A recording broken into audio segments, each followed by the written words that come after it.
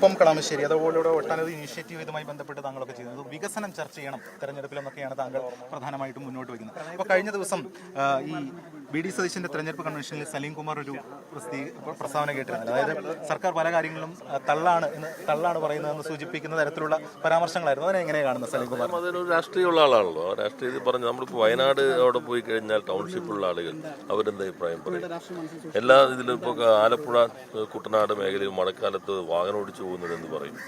നമ്മുടെ ഇപ്പോൾ തീരദേശ പാതയിലൂടെ പോകും. ചെല്ലാനത്തെ കടൽ തീരത്ത് മഴയുടെ കാര് കണ്ടു കഴിഞ്ഞാൽ വേഗം ഉള്ളതെടുത്തുകൊണ്ട് ഓടിപ്പോകേണ്ടി വന്ന ആളുകൾ, ഇപ്പോൾ സ്വസ്ഥമായി രാത്രി സ്വപ്നം കണ്ട് ഉറങ്ങുന്ന ആളുകൾ, അവർ ഇതിനെ സംബന്ധിച്ച് എന്ത് പറയും?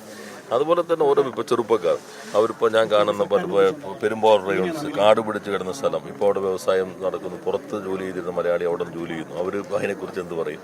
ഇപ്പോൾ സ്റ്റാർട്ടപ്പ് ഇന്നോവേഷൻ സെൻറ്റർ, മേക്കർ വില്ലേജുകൾ, ഇപ്പോൾ പെൻഷൻ ക്ഷേമ പെൻഷൻ 4000 രൂപ കൈ കിട്ടാണ്, അവർ അതിനെക്കുറിച്ച് എന്ത് പറയും? അപ്പോൾ അതെല്ലാം അവരുടെ അനുഭവത്തിൽ തന്നെ പ്രകടമാണ്. മറ്റത് രാഷ്ട്രീയ പ്രതികരണമായി കണ്ടാൽ മതി. അത് മുഖവിലക്കെടുക്കുന്നില്ല, കാര്യമായി മുഖവിലക്കെടുക്കുന്നില്ല.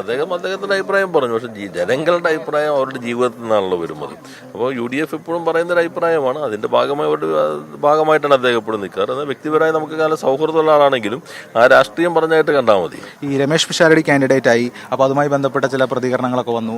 അപ്പോൾ പ്രതിപക്ഷ നേതാവ് ചോദിച്ചു, കൊല്ലത്ത് മുകേഷ് കാൻഡിഡേറ്റ് ആയപ്പോൾ അവിടെ അദ്ദേഹം ലോക്കൽ കമ്മിറ്റി സെക്രട്ടറി ആയിരുന്നു. അപ്പോൾ ഇത്തരത്തിലുള്ള കാര്യങ്ങൾ രമേശ് പിഷാരടി അത്ര ഒരു ദുർബലനായിട്ടുള്ള കാൻഡിഡേറ്റ് ആണ്, അത്തരത്തിലുള്ള വിമർശനങ്ങൾ LDF ക്യാമ്പ് ഉന്നയിക്കുന്നത് എന്തുകൊണ്ടാണ്? അത്തരത്തിലുള്ള കാര്യങ്ങളൊക്കെ വന്നു. മാത്രമല്ല ചില പരാമർശങ്ങളും ഒക്കെ ഇതിന്റെ ഭാഗമായിട്ട് തോമസ് ഐസക് ഉൾപ്പെടെ നടത്തിയത് ഒക്കെ അങ്ങനെ ഏതെങ്കിലും തരത്തിൽ തിരിച്ചടിയായിട്ടുണ്ട്. അതിൽ നമ്മൾ കാണേണ്ടത് വലിയ ഒരു പ്രചരണം നടത്തിയ UDF പരാജയപ്പെടുമെന്ന് ഉറപ്പായി കഴിഞ്ഞപ്പോൾ മുൻകൂർ ജാമ്യം എടുക്കാൻ ചില പുതിയ നരേറ്റീവ്സ്, അദ്ദേഹത്തിന്റെ ഭാഷ നരേറ്റീവ്സ് ഇറക്കാൻ നോക്കിയപ്പോൾ അതല്ല അതിന്റെ വസ്തുത ഇതാണ്.